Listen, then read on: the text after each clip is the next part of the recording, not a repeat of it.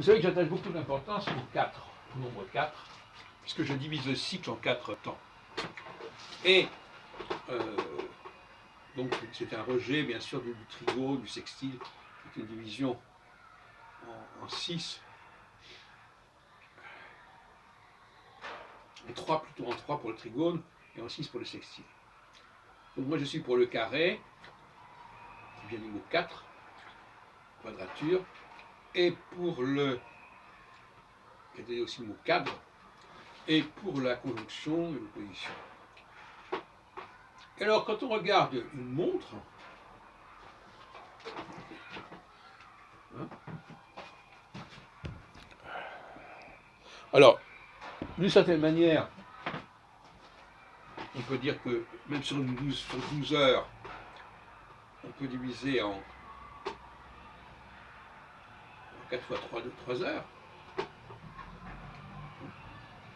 toute façon, on est dans un système hexagésimal, puisque l'heure est divisée en 60 minutes, 6, et les minutes sont divisées en 60 secondes, ça fait 3600, c'est 6 fois 6, 36. Donc, on voit bien que le 6 est très important, et que le fait que Jupiter soit l'élément 6, finalement, hein, quand on y réfléchit bien, l'homme qui a les 6 jours de la création, et plus largement, la journée de 24 heures, c'est 4 fois 6, 24. C'est-à-dire que c'est 4 fois 6 heures. Donc, ça montre bien à quel point la valeur jupitérienne a marqué notre histoire très anciennement, ce qu'on ne reconnaît pas assez souvent actuellement.